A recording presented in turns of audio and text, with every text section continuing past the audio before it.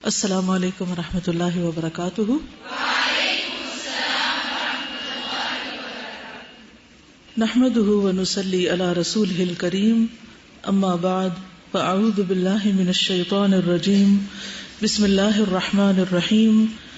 رب اشرح لی صدری ویسر لی امری واحلل عقدۃ من لسانی یفقہوا قولی۔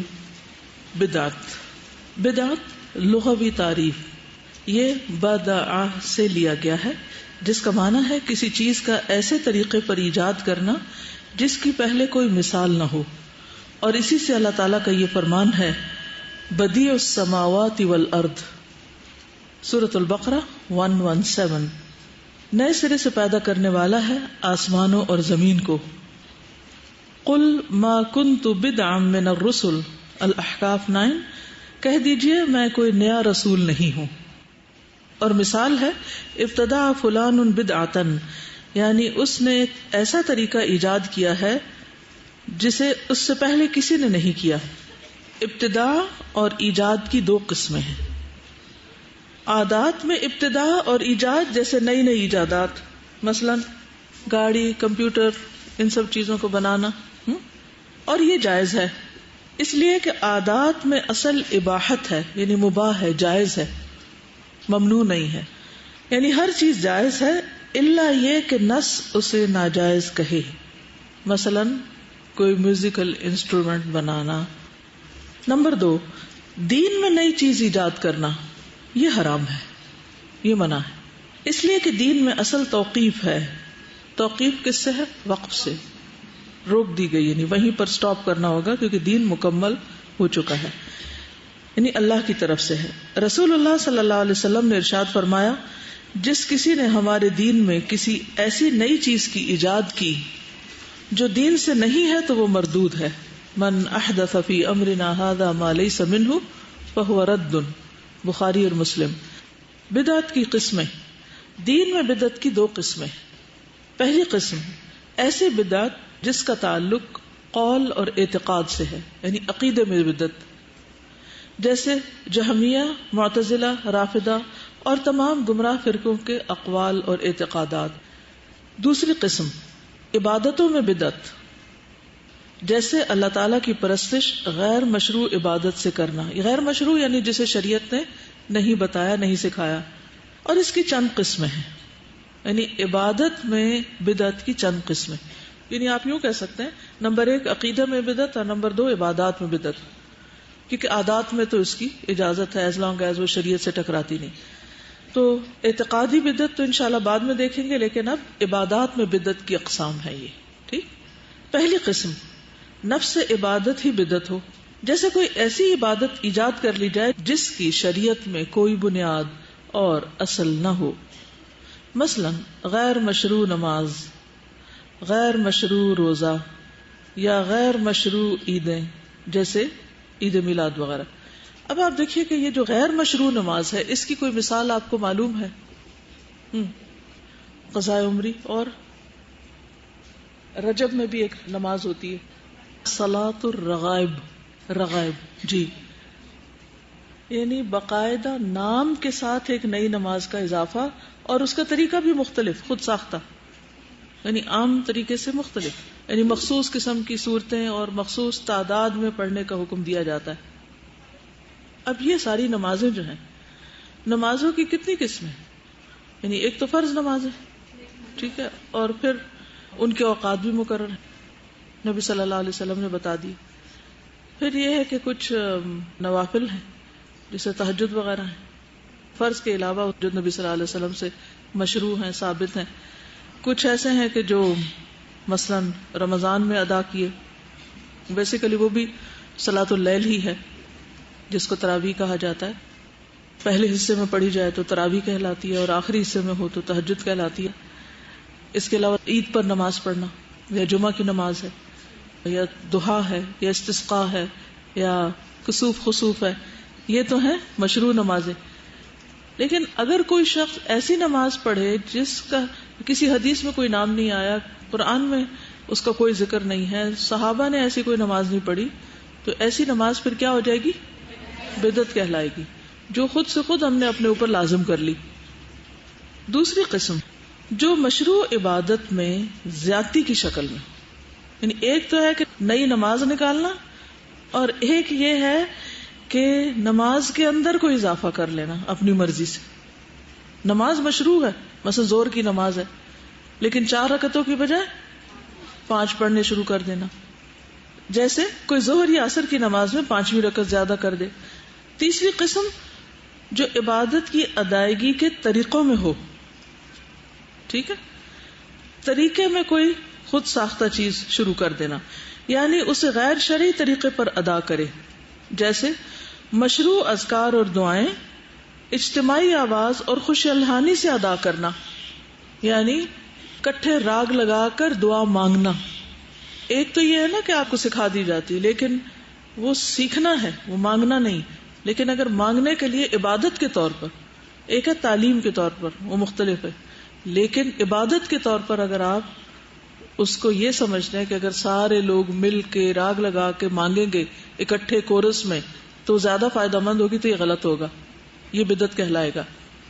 اور جیسے اپنے آپ پر عبادت میں اتنی سختی برتنا کہ وہ سنت رسول صلی اللہ علیہ وسلم سے تجاوز کر جائے، یعنی آپ کی نماز سے آگے بڑھ جائے. چوتھی قسم جو مشروع عبادت کسی ایسے وقت کی تخصیص کی شکل میں ہو جسے شریعت نے خاص نہ کیا ہو. جیسے 15ویں شعبان کی شب کو نماز اور دن کو روزے کے ساتھ مخصوص کر لینا، کیونکہ نماز اور روزے اصلاً مشروع ہیں، لیکن کسی وقت کے ساتھ خاص کرنے کے لیے دلیل کی ضرورت ہے. دینی نقطہ نظر سے بدعت کا حکم. دین میں ہر بدعت حرام اور باعث دلالت اور گمراہی ہے، اس لیے کہ رسول اللہ صلی اللہ علیہ وسلم کا فرمان ہے، دین کے اندر تمام نئی پیدا کی ہوئی چیزوں سے بچو، کیونکہ ہر نئی چیز بدعت ہے اور ہر بدعت گمراہی ہے. اور رسول اللہ صلی اللہ علیہ وسلم کے اس فرمان کی وجہ سے بھی کہ من احدث فی امرنا ھذا ما لیس منہ فہو رد، اس کا مطلب یہ ہے کہ عبادات اور اعتقادات میں بدعتیں حرام ہیں، لیکن یہ حرمت بدعت کی نوعیت کے اعتبار سے مختلف ہے. بعض بدعتیں صراحتاً کفر ہیں، اس کو شرک کہیں تو زیادہ بہتر ہے، جیسے صاحب قبر سے تقرب حاصل کرنے کے لیے قبروں کا طواف کرنا اور ان پر ذبیحے اور نذر و نیاز پیش کرنا، ان سے مرادیں مانگنا اور فریاد رسی کرنا، جیسے غالی قسم کے جہمیوں اور معتزلیوں کے اقوال. اور بعض بدعتیں وسائل شرک میں سے ہیں، جیسے قبروں پر عمارتیں تعمیر کرنا اور وہاں نماز پڑھنا اور دعائیں مانگنا. بعض بدعتیں فسق اعتقادی ہیں، جیسے خوارج، قدریہ اور مرجئہ کے اقوال اور شرعی دلیلوں کے مخالف ان کے اعتقادات. بعض بدعتیں معصیت و نافرمانی کی ہیں، جیسے شادی اور بیاہ سے کنارہ کشی اور دھوپ میں کھڑے ہو کر روزہ رکھنے کی بدعت. تو یہ مختلف درجے ہیں بدعتوں کے اندر بھی جو دلالت ہیں. ایک غلط فہمی کی اصلاح. جس نے بدعت کی تقسیم اچھی اور بری بدعت سے کی ہے، یعنی بدعہ حسنہ اور بدعہ سیئہ، وہ غلطی اور خطا پر ہے. اور رسول اللہ صلی اللہ علیہ وسلم کی حدیث فَإِنَّ كُلَّ بِدْعَةٍ ضَلَالَةٍ کے برخلاف ہے. حافظ ابن رجب نے اپنی کتاب جامع العلوم والحکم میں رسول اللہ صلی اللہ علیہ وسلم کے فرمان فَإِنَّ كُلَّ بِدْعَةٍ ضَلَالَةٍ کی تشریح کرتے ہوئے کہا ہے کہ آپ کا مذکورہ فرمان ان جامع کلمات میں سے ہے جن سے کوئی چیز خارج نہیں. وہ اصول دین میں ایک عظیم اصل ہے، یعنی یہ نہیں کہا کل بدعت ضلالہ ایکسپٹ فار دوز، یہ نہیں کوئی الگ نہیں کی، سب کی طرف ہے. کلو جب کہہ دیا تو بس سب آگے بیچ میں. اور رسول اللہ صلی اللہ علیہ وسلم کے فرمان من احدث فی امرنا ھذا ما لیس منہ فہو رد کے مشابہ ہے. لہذا جس نے بھی کوئی نئی چیز ایجاد کی اور دین کی طرف اس کی نسبت کی اور دین میں اس کی کوئی اصل مرجع نہیں، مرجع نہیں ریفرنس نہیں ہے، لوٹ کے جائیں جس کی طرف کوئی سورس نہیں ہے اس کا، تو وہ گمراہی ہے اور دین اس سے بری اور الگ ہے، خواہ وہ اعتقادی مسائل ہوں یا ظاہری اور باطنی اعمال اور اقوال ہوں، کوئی بھی چیز ہو. اور بدعت حسنہ کہنے والوں کے پاس کوئی حجت اور دلیل نہیں ہے سوائے عمر رضی اللہ عنہ کے تراویح کے بارے میں اس قول کے کہ نعمت البدعۃ ھذہ، کیا ہی اچھی بدعت ہے. ان لوگوں کا کہنا یہ بھی ہے کہ بہت ساری چیزیں ایسی روح پذیر ہوئیں جن پر سلف نے کوئی نکیر نہیں کی، یعنی انکار نہیں کیا، جیسے کتابی شکل میں قرآن کریم کا جمع کرنا اور حدیث کی کتابت و تدوین یا پھر مختلف علوم کی تدوین، جیسے علم التجوید اور عقیدہ اور فقہ وغیرہ وغیرہ. یہ حضور صلی اللہ علیہ وسلم کے دور میں الگ کوئی چیز نہیں تھے. تو یہ عام طور پر لوگ بدعت کے جواز میں دو دلیلیں پیش کرتے ہیں. ایک تو یہ کہ حضرت عمر نے کہا تھا کہ نعمت البدعۃ ھذہ، اور دوسرے یہ کہ صحابہ نے بھی تو کئی نئی چیزیں بعد میں شروع کی تھی جو پہلے نہیں تھی، جن میں ان علوم کا ذکر آتا ہے. تو اب اس کی حقیقت کو دیکھتے ہیں کہ کیا ہے ان دونوں کا جواب. تو اس کا جواب یہ ہے کہ یہ چیزیں ایسی ہیں جن کی شریعت میں اصل ہے. کیسے؟ یہ نئی نہیں ہے. اور حضرت عمر رضی اللہ تعالیٰ عنہ کا یہ فرمان کہ نعمت البدعۃ ھذہ، تو اس سے مراد لغوی بدعت ہے نہ کہ شرعی بدعت. یعنی انہوں نے لفظ کو لغوی معنوں میں استعمال کیا ہے نہ کہ شرعی معنوں میں. یعنی بدعت کو اگر آپ ڈکشنری میں دیکھیں تو وہاں پر دونوں معنی آپ کو ملیں گے، اور یہاں ان کی مراد لفظ بدعت ہے نہ کہ شرعی بدعت. پس شریعت میں جس کی اصل موجود ہے، جس کی جانب رجوع کیا جا سکتا ہے، تو جب اسے بدعت کہا جاتا ہے تو وہ لغوی بدعت مراد ہوتی ہے نہ کہ شرعی. اس لیے شرعی طور پر بدعت وہ ہے جس کی شریعت میں کوئی اصل نہ ہو، جس کی جانب رجوع کیا جا سکے. اور قرآن کریم ایک کتاب کی شکل میں جمع کرنے کی اصل شریعت میں موجود ہے. اس لیے کہ نبی کریم صلی اللہ علیہ وسلم قرآن کریم لکھنے کا حکم فرماتے تھے. ٹھیک ہے نا، آپ کاتبوں کو بلاتے اور لکھواتے تھے، لیکن متفرق طور پر لکھا ہوا تھا. کیا وجہ تھی؟ جو میسر تھا اسی پہ لکھا جا رہا تھا. صحابہ کرام نے ایک مصحف میں حفاظت کی غرض سے اکٹھا کیا، یعنی جلد کے اندر کر دیا، حفاظت کے لیے، آسانی کے لیے، سہولت کے لیے. اگر یہ ایک جلد میں نہ ہو، کوئی صورت کہیں ملتی کوئی کہیں ملتی، تو کتنا مشکل ہوتا. اور تراویح، بعض کہتے ہیں نا کہ حضرت عمر نے شروع کی تھی تو نعوذ باللہ یہ بھی بدعت ہے. تو تراویح جو ہیں یہ رسول اللہ صلی اللہ علیہ وسلم نے صحابہ کرام کو چند رات پڑھائی تھی جماعت کے ساتھ، تو اصل تو موجود ہے. اخیر میں فرض ہونے کے خوف سے جماعت پڑھنا چھوڑ دی، ورنہ ساری پڑھاتے. صحابہ کرام رضی اللہ عنہم برابر اللہ کے رسول صلی اللہ علیہ وسلم کی زندگی میں اور وفات کے بعد الگ الگ گروپ میں پڑھتے رہے. آپ کی زندگی میں بھی الگ الگ پڑھتے تھے، یعنی اپنے اپنے گروپس میں. اور بعد میں بھی حضرت ابوبکر کے دور میں ایسا ہوتا رہا، یہاں تک کہ عمر رضی اللہ عنہ نے اپنے دور خلافت میں ایک امام کے پیچھے لوگوں کو جمع کر دیا. تو انہوں نے تو صرف اکٹھا کیا، جیسے صحابہ نے قرآن مجید کو جمع کر دیا، ایسے حضرت عمر نے لوگوں کو جمع کر دیا. ایسا تو نہیں کہ انہوں نے کوئی نئی نماز ایجاد کر لی تھی، یا اس کی رکعتوں میں اضافہ کر لیا تھا، یا اس کے کسی طریقے میں اضافہ کر لیا تھا، یا اس کا طریقہ کچھ اور، مثلاً اس کا وقت بدل دیا کہ وہ دن کو پڑھنا شروع کر دی. ایسی تو کوئی چیز نہیں تھی نا. صرف کیا کیا تھا، انہوں نے سب کو اکٹھا کر دیا تھا. اور آج آپ دیکھیں کیا سارا شہر ایک جگہ جمع ہوتا ہے؟ نہیں. اب بھی تو لوگ مختلف علاقوں میں پڑھ رہے ہوتے ہیں اپنی اپنی سہولت سے. اور کیا سارے لوگ قرآن پاک پورا پڑھتے ہیں؟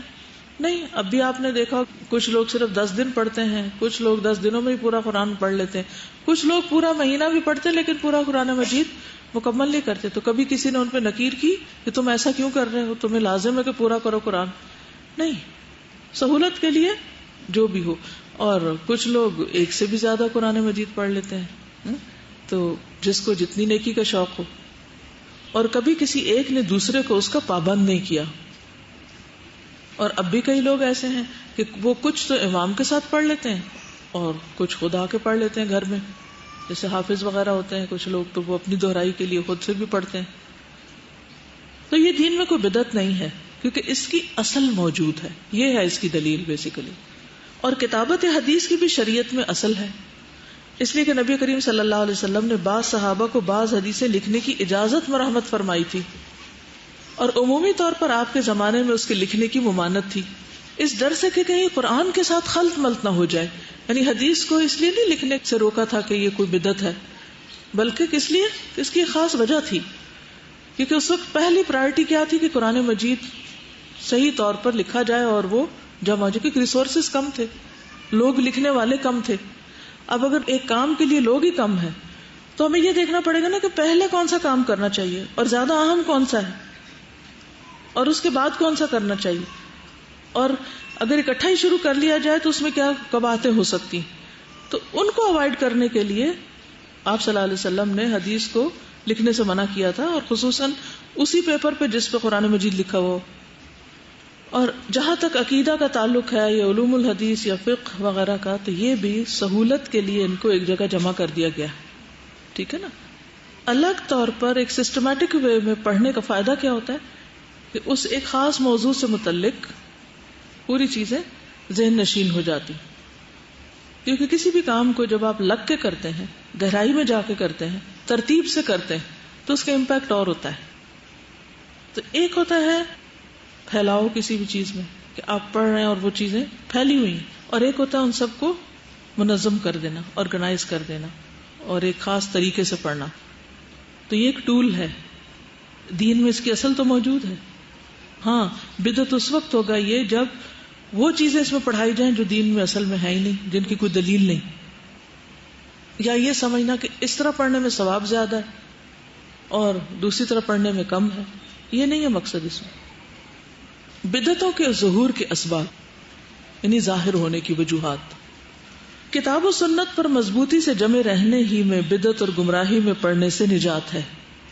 بچ کیسے سکتے ہیں بدعت سے؟ جب کیا کریں؟ قرآن و سنت کو مضبوط پکڑ لیں. اللہ تعالیٰ کا فرمان ہے وَأَنَّ هَذَا صِرَاطِي مُسْتَقِيمًا فَاتَّبِعُوهُ وَلَا تَتَّبِعُوا السُّبُلَ فَتَفَرَّقَ بِكُمْ عَنْ سَبِيلِهِ سورۃ الانعام 153. اور یہی میرا راستہ سیدھا ہے، اس کی پیروی کرو اور دیگر راستوں کی پیروی نہ کرو جو تمہیں اس کے راستے سے جدا کر دے. نبی کریم صلی اللہ علیہ وسلم نے اس کو عبداللہ بن مسعود رضی اللہ عنہ کی روایت میں واضح کر دیا ہے. آپ نے فرمایا رسول اللہ صلی اللہ علیہ وسلم نے ہمارے سامنے ایک لکیر کھینچی اور فرمایا کہ یہ اللہ کا راستہ یعنی اسٹریٹ پاتھ. پھر اس کے دائیں اور بائیں چند لکیریں کھینچی اور فرمایا یہ بہت سارے راستے ہیں اور ان میں سے ہر ایک راستے پر شیطان ہے جو اپنی جانب بلا رہا ہے.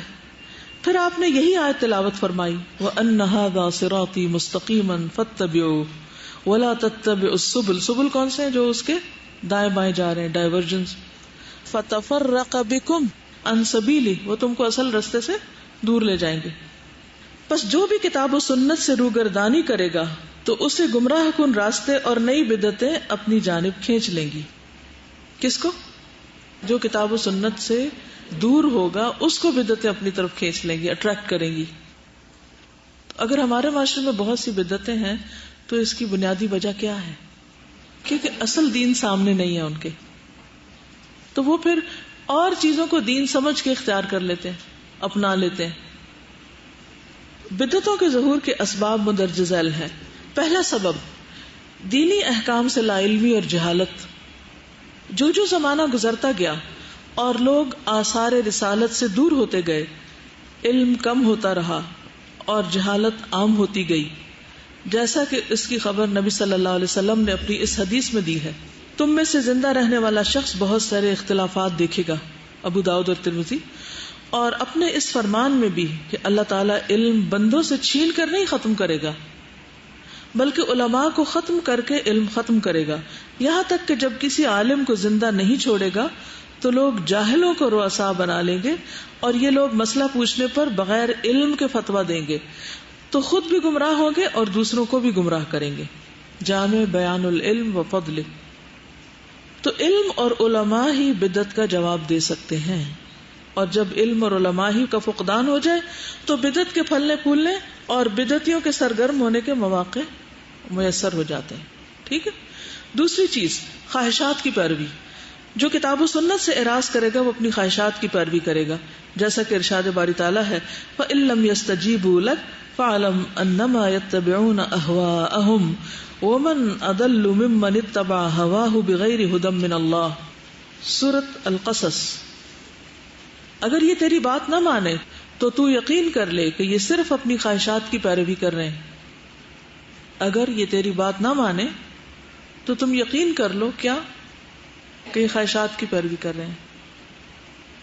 یعنی دو چیزیں ہوتی ہیں، یا انسان لا علم ہوتا ہے اور یا انسان خواہشات کا پیروکار ہوتا ہے، تب وہ دین کے اصل رستے کو چھوڑتا ہے.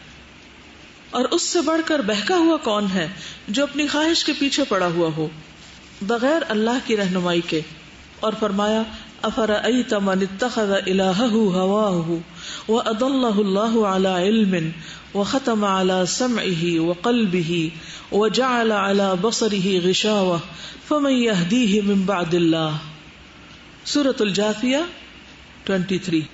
کیا آپ نے اسے بھی دیکھا جس نے اپنی خواہش نفس کو اپنا معبود بنا رکھا ہے، جس نے اپنی خواہشات کو اپنا خدا بنا رکھا ہے، یعنی اس کو پوجتا ہے، اس کی مانتا ہے، اور باوجود سمجھ بوجھ کے اللہ نے اسے گمراہ کر دیا ہے اور اس کے کان اور دل پر مہر لگا دی ہے اور اس کی آنکھ پر بھی پردہ ڈال دیا ہے. اب ایسے شخص کو اللہ کے بعد کون ہدایت دے سکتا ہے؟ چنانچہ یہ بدعات اتباع خواہشات کی پیداوار ہیں. یعنی ہم اصل دین پر عمل کرتے ہوئے جب کہتے ہیں کہ ہم تھک گئے ہیں، بور ہو گئے ہیں، تو اب کوئی نئی چیز ہو. یعنی انسان ہر چیز میں جدت چاہتا ہے، لباس میں جدت، کھانوں میں جدت، رہن سہن کے عادات اور اطوار میں جدت. تو وہ کیا چاہتا ہے کہ دین میں بھی کوئی جدت ہو. تو اس جدت پسندی کی وجہ سے، اور جدت پسندی کی کبھی وجہ کیا ہوتی ہے؟ صرف ضرورت نہیں ہوتی، خواہش نفس ہوتی، وہ دل یہ کہہ رہا، اس کے علاوہ کوئی وجہ نہیں ہوتی. تیسرا سبب، مخصوص لوگوں کی رائے کے لیے تعصب برتنا، کسی کی رائے کی طرفداری کرنا. یعنی آپ ایک خاص پرٹیکولر اسکول آف تھاٹ کو فالو کرنا چاہتے ہیں اور اسی کے پیچھے جانا چاہتے ہیں، تو پھر سم ٹائم آپ کے سامنے اصل دین آ بھی جائے، اصل بات آ بھی جائے، تو آپ صرف اس لیے نہیں لیتے کہ نہیں مجھے اصل میں فلاں رستہ اختیار کرنا ہے. کسی کی رائے کی طرفداری کرنا یہ انسان اور دلیل کی پیروی اور معرفت حق کے درمیان بہت بڑی رکاوٹ ہے. اللہ تعالیٰ کا فرمان ہے وَإِذَا قِيلَ لَهُمُ اتَّبِعُوا مَا أَنزَلَ اللَّهُ قَالُوا بَلْ نَتَّبِعُ مَا أَلْفَيْنَا عَلَيْهِ آبَاءَنَا. سورۃ البقرہ 170. اور ان سے جب کہا جاتا ہے کہ اللہ تعالیٰ کی اتاری ہوئی کتاب کی تابعداری کرو، تو جواب دیتے ہیں کہ ہم تو اس طریقے کی پیروی کریں گے جس پر ہم نے اپنے باپ دادا کو پایا ہے. اور آج کل یہی حالت متعصبین کی، یعنی جو باعث لوگ ہیں، جب انہیں کتاب و سنت کی پیروی اور ان دونوں کی مخالف چیزوں کو چھوڑنے کے لیے کہا جاتا ہے، یعنی جو کتاب و سنت کے اگینسٹ جا رہی ہوں، تو یہ اپنے مذاہب، مشائخ اور آباء و اجداد کو دلیل بناتے اور حجت کے طور پر پیش کرتے ہیں. کیا کہتے ہیں؟ ہم یہ اس لیے کر رہے ہیں کیونکہ ہمارے امام صاحب یہی کہتے ہیں، یا ہمارے ماں باپ یہ کہتے تھے، تو کیا خیال ہے ہمارے امام صاحب یا ہمارے ماں باپ، ان کو کچھ سمجھ نہیں تھی. بات یہ ہے کہ کیا امام اور والدین معصوم عن الخطا ہیں؟ ان سے غلطی نہیں ہو سکتی؟ ہو سکتی، لیکن معصوم کون ہے؟ انبیاء، نبی صلی اللہ علیہ وسلم. اور کتاب اللہ تو ہے ہی ہر شک و شبہ سے پاک، لا ریب فیہ. تو خالص چشمے سے پانی پینے کی بجائے وہ کیا کرتے ہیں؟ ادھر ادھر سے سہولت کے لیے جو اس کی شاخیں نکلی ہوئی ہیں اس میں سے لے لیتے ہیں، خواہ وہ دوسرے درجے کا ہو.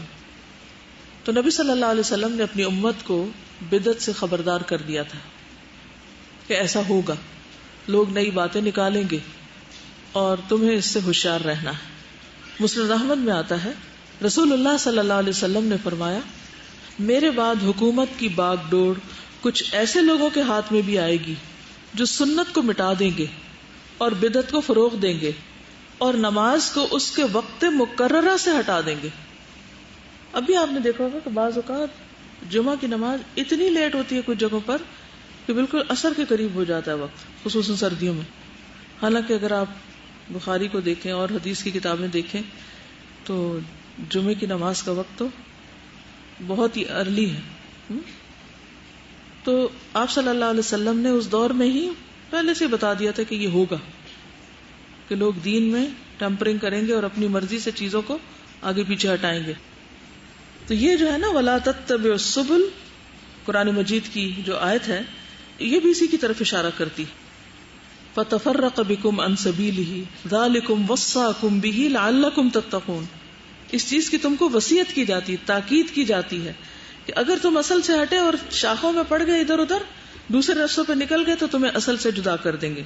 تو تتبع السبل میں مجاہد کہتے ہیں کہ یہ کیا ہے؟ البدع والشبہات، بدعات اور شبہات ہیں. پھر اسی طرح یہ ہے کہ ہر طرح کی بدعت سے منع کیا گیا ہے. عادات کی بات نہیں کر رہی میں، دین میں ہر طرح کی بدعت، یہ بھی یاد رکھیے، دین میں بدعت. عادات میں بدعت نہیں. نبی صلی اللہ علیہ وسلم نے فرمایا جو شخص تم میں سے میرے بعد زندہ رہے گا تو عنقریب وہ بہت زیادہ اختلافات دیکھے گا. بس تم پر لازم ہے کہ تم میری سنت اور خلفائے راشدین میں جو ہدایت یافتہ ہیں ان کی سنت کو پکڑے رہو اور اسے ڈاڑھوں سے مضبوط پکڑ کر رکھو، اور دین میں نئے امور نکالنے سے بچتے رہو، کیونکہ ہر نئی چیز بدعت ہے اور ہر بدعت گمراہی ہے. ابن عمر کہتے ہیں ہر بدعت گمراہی ہے، خواہ لوگ اسے نیکی سمجھیں، یعنی خواہ اسے لوگ نیکی کا کام سمجھ کے کر رہے ہوں لیکن بظاہر نیکی نظر آنے والی چیز بھی گمراہی ہے. یہی تو بدعت کی زیادہ مشکل بات ہے. دیکھیے شرک بھی پہچانا جاتا ہے بعض اوقات بہت جلدی، کفر بھی پہچانا جاتا ہے، لیکن بعض اوقات بدعات کی پہچان بھی نہیں ہوتی اور غیر محسوس طریقے سے انسان ان میں جا پڑتا ہے کیونکہ ان کی ظاہری شکل دین کی سی ہوتی ہے. نبی صلی اللہ علیہ وسلم نے فرمایا جب میں تم سے کوئی حدیث بیان کیا کروں تو اس میں مزید اضافہ نہ کیا کرو. تو یہ اضافہ بھی پھر کیا ہوگا؟ بدعت. یعنی اپنے پاس سے اس کے الفاظ مت بڑھایا کرو. تو اس معاملے میں جو احادیث کے ترجمے ہیں نا ان میں بھی احتیاط برتنی چاہیے. بعض لوگ ترجمہ کرتے ہوئے کسٹمائز کرتے کرتے کچھ سے کچھ بنا دیتے ہیں، کہیں سے کہیں چلے جاتے ہیں. تو طریقہ کیا ہونا چاہیے کہ جیسے عربک ٹیکسٹ ہے اس کے مطابق ترجمہ، اس کو ایز اٹ از پڑھ کے پھر اس کے بعد آپ اس کی وضاحت میں اگر کچھ کہنا چاہیں تو کہیں، لیکن اصل میں اضافہ نہیں کرنا آپ کو، یا اس کو اپنے مرضی کے معنی نہیں پہنانے، کانٹیکسٹ میں ہی لینا ہے. اسی طرح نبی صلی اللہ علیہ وسلم کی باتوں کے علاوہ دوسروں کی باتوں کو سنت نہ سمجھا جائے. سنت کا کیا معنی بتایا تھا؟ طریقہ. تو ویسے تو لغوی معنی میں کوئی بھی طریقہ ہو سکتا ہے، لیکن کس طریقے کو سنت نہیں کہا جا سکتا؟ جو بظاہر دین کا طریقہ نظر آ رہا ہو لیکن وہ نبی صلی اللہ علیہ وسلم کا طریقہ نہ ہو. نبی صلی اللہ علیہ وسلم نے فرمایا میرے بعد ایک قوم یا مختلف حکمران ہوں گے جو میری سنت پر عمل نہیں کریں گے اور میری سیرت کے علاوہ کوئی اور سیرت اختیار کریں گے. تو ان کے بعض امور کو اچھا سمجھے گا اور بعض کو برا، یعنی بعض چیزیں ان کی سنت کے مطابق نہیں ہوں گی لیکن تم ان کو اپریشیٹ کرو گے، کیونکہ سنت کا علم ایک تو بعض اوقات نہیں ہوتا، اور دوسرا یہ ہے کہ بعض اوقات جب کوئی حکمران یا کوئی انفلوئنشل شخص کوئی ایسا کام کر رہا ہوتا ہے تو انسان کہتے ہیں یہ تو بہت سمجھدار ہے، یہ کر رہا ہے تو ٹھیک ہی کر رہا ہوگا، اس لیے اس کے طریقے کی پیروی کر لو.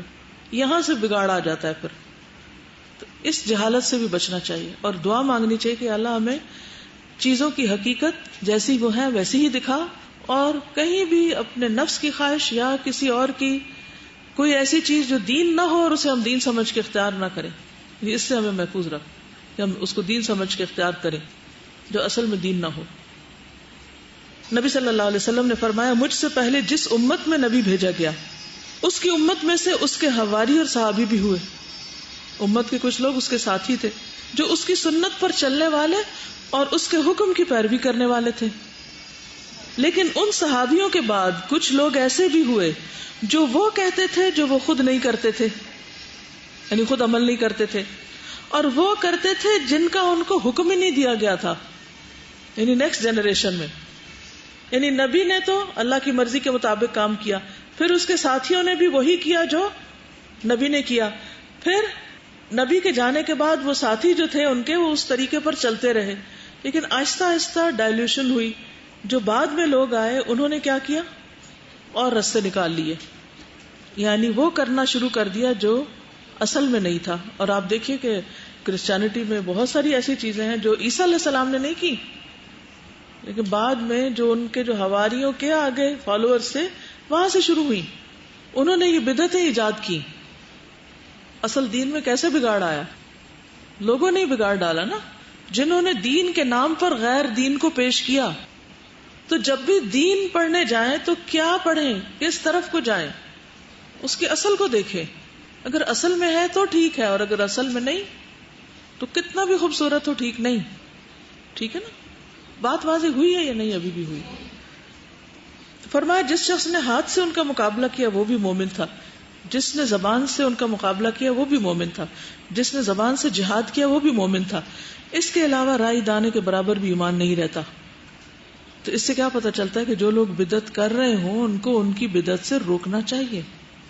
اور اگر ہم بدعتوں کو دیکھ کر چپ رہیں اور بدعتوں کو دیکھ کر ہمیں کوئی تکلیف ہی نہ ہو اور ہم منع نہ کریں، تو اس کا کیا مطلب ہے؟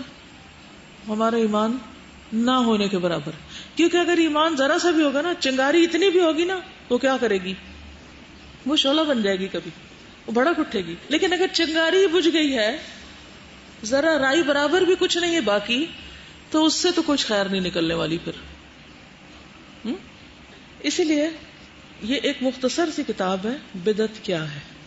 یہ ام عبد منیب نے لکھی ہے، خاتون، لیکن ماشاءاللہ ان کا قلم اتنا رواں ہے کہ انہوں نے لگتا ہے کچھ چھوڑا ہی نہیں. جو کچھ ہمارے معاشرے میں ہوتا ہے نا، جس کی اصل دین میں کوئی نہیں، وہ انہوں نے مینشن کر دیا. تو مجھے اس سے ذاتی طور پہ مجھے سہولت ہوئی اپنا محاسبہ کرنے میں کہ کوئی اس میں سے میں تو نہیں کام کرتی کہ جو بھولے سے ہی انسان شروع کر دیتا. ہم معصوم تو نہیں ہے نا، ہم بھی پھسل سکتے ہیں، کسی چیز کو نیکی سمجھ کے شروع کر دیں لیکن اس کی کوئی اصل بنیاد دلیل نہ ہو. تو میں ہی چاہوں گی کہ یہ اگر آپ کے پاس ہو کتاب اور اس کو اپنے سیلف انالیسس کے لیے دیکھ لیں، اور پھر آپ کو آبزرویشن میں آسانی ہوگی کہ کہاں کچھ ایسا ہو رہا ہے غلط، اور پھر کم از کم خود ان چیزوں کو چھوڑیں اگر کہیں بھی کچھ موجود ہے. اور سب سے پہلے اپنے عمل سے تبلیغ کریں.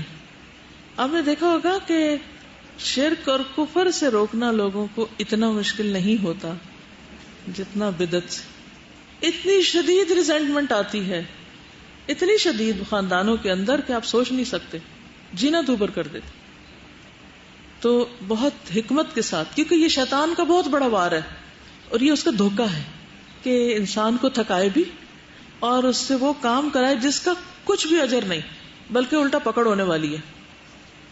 مثلا پاکستان کا جھنڈا ہے، کتنے رنگ ہیں اس میں؟ تو اگر کوئی ایک تیسرا بھی لگا دے اس میں تو کیا ہوگا؟ پاکستان کا وہ نہیں رہے گا، وہ پارٹی کا جھنڈا ہو جائے گا. یا اور اگر کوئی یہ دعویٰ کرے کہ یہ ہے پاکستان کا جھنڈا، یہ ہے اصل دین، آپ کو پتا ہے کہ یہ ایک جرم ہے، آفینس ہے. اب اگر کوئی کہے لو اتنی ریجیڈیٹی، اس غریب نے کیا کیا کہ آپ اسے پھانسی چڑھا رہے ہیں، ایک تھوڑا سا ایک نیا رنگ ہی لگا دیا.